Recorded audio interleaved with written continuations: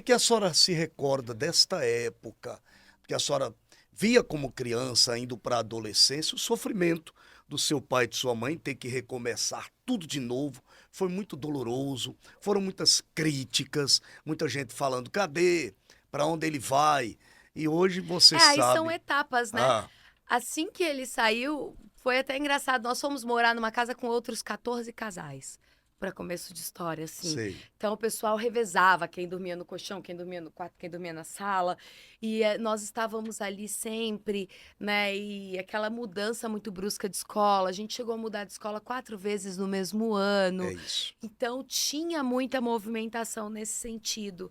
Mas a leveza com que eles lidavam com tudo isso, pelo menos para nós, porque eles nunca Hum, passaram pra gente o sofrimento que era.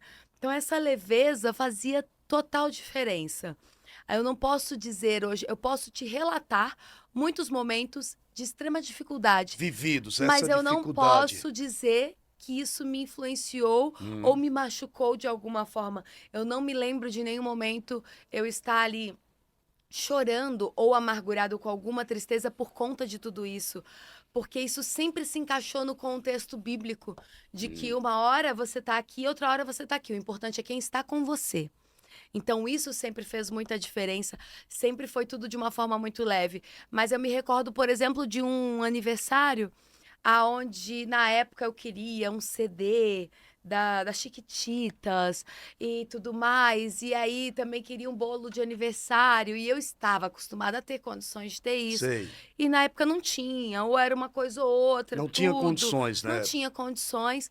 E nós morávamos num apartamento que a parede ela descascava por Hum, conta da umidade, era um apartamento infiltração. emprestado, inclusive, e à noite caía muita casca. Então, antes de dormir, a gente tinha que tirar uma horinha, pegar a colher e ficar descascando a parede, para a casca não cair de madrugada, para a gente não acordar.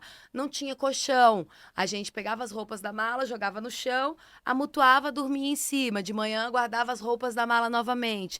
Não tinha mesa, não tinha sofá, não tinha televisão. Tinha umas 3 ou 4 cadeiras que eram da igreja que a gente levou lá para casa para poder usar.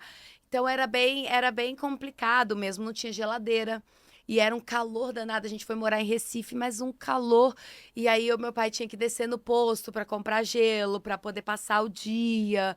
Então, assim, foram momentos difíceis, E momentos dividindo o complicados. apartamento com outras pessoas, Sim, né? mas a cena na minha cabeça era a gente rindo, indo, ah, vamos pra praia, vamos andar, vamos passear, vamos pra escola, volta da escola, e tudo da forma sempre mais leve possível, realmente, porque aonde a presença de Deus está, as memórias, mesmo que sejam aparentemente ruins, elas se tornam apenas complemento do que você se tornou, sabe? Entendi. E isso a gente pode dizer realmente com muita propriedade. A gente passou, sim, momentos de muita, muita dificuldade nessa fase de transição, de altos e baixos. O meu pai sempre conta, quando a gente estava na igreja, que passavam lá e falavam, e a gente cansou de ver as pessoas rindo, debochando, como se nunca fosse para frente. O que aconteceu com você? Quem é você agora? Cadê o bispo dos milagres? Mas a gente Gritavam, sabia né? onde ele estava. Então não me interessava a pergunta que era Entendi. feita. Ai, cadê? Tá aqui. Eu tô indo por essa linha, daqui a pouco eu vou chegar na Raquel Santiago empreendedora. Mas por que que eu tô tocando? É que eu realmente eu gosto de mexer com a emoção das pessoas. É uma máxima da gente, né? Foi assim com o pai dela. Por que que eu tô tocando nessa tecla? Porque hoje é muito fácil. Você olha a roupa, olhar o carro que a pessoa anda, e vem logo aquela situação. Ah, tá roubando, ah, tá não sei o quê. Porque é sempre assim, eu falei pro pai dela, não vou falar para ela. E o apóstolo respondeu com muita tranquilidade, sem absolutamente combinar nada. Eu digo, pastora Raquel, agora é a pastora, que quando um pastorzinho chega ali, eu vim da Assembleia, oriundo da Assembleia de Deus, e chega numa bicicleta, às vezes só com um dentinho aqui, ali na igreja, suado. Isso é lá, homem de Deus, não tem nenhum carro para andar. Aí quando Deus abençoa, que a pessoa consegue comprar um carrinho razoável, melhor, está roubando. É assim que o mundo enxerga. Por isso que eu estou indo por essa linha, que eu sei, conheço um pouco da história. Hoje me sinto um privilegiado por Deus de fazer parte. da vida do apóstolo, da bispa, da pastora, da Juliana, da família mundial. Eu me sinto e falo isso, está gravado, por onde eu passei, tem o programa lá, mas enfim, essa é a situação, porque o mundo vê sempre dessa forma. Então, pastora, foi luta, foram 16 pessoas contando com vocês duas, com as duas filhas, você, a primogênita, e a Juliana Santiago, que fizeram parte da inauguração quando tudo começou em Sorocaba. Humanamente era inimaginável pensar que pudesse chegar onde chegou, perfeito? Perfeito. E assim, o senhor falando a respeito disso, né? De como as pessoas nos veem hoje e o quanto as pessoas falam e dão importância ao que temos ou deixamos de ter. Essa semana mesmo aconteceu de eu estar entre amigos e tudo. E nós falamos, teve uma brincadeira e surgiu história de metrô, ônibus. E alguém virou e falou: Você tá louco? A Raquel nunca pisou no metrô, nunca andou de ônibus. Gente, pelo amor de Deus, eu já. Realmente, teve época que eu não andava de metrô nem de ônibus porque não tinha dinheiro para passagem.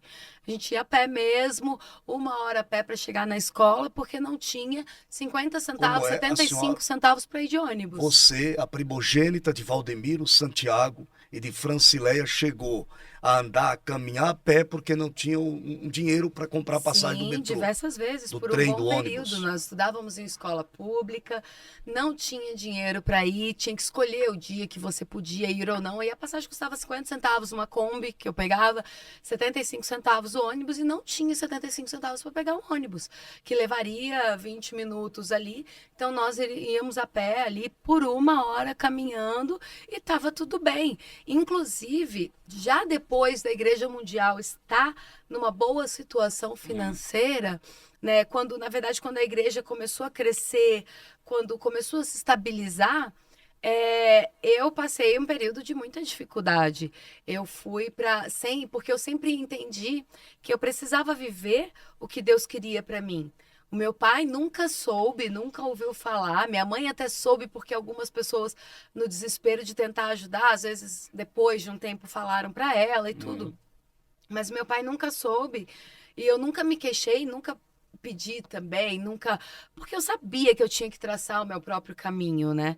E eu cheguei aí, quando eu fui para Bahia, por exemplo, eu estava grávida da Ju, que é a minha filha mais velha, e eu não tinha o que comer. Eu não tinha o que comer. Tinha uma família, umas senhoras que iam para frequentar a igreja ela estava abrindo. A gente foi para abrir, inaugurar a igreja lá na Bahia. Na Bahia, no E estado da essas Bahia. senhoras estavam indo frequentando a igreja, elas viviam de vender marmitas. Sei. E eu ficava orando, pedindo para Deus para que sobrasse, para que elas levassem lá.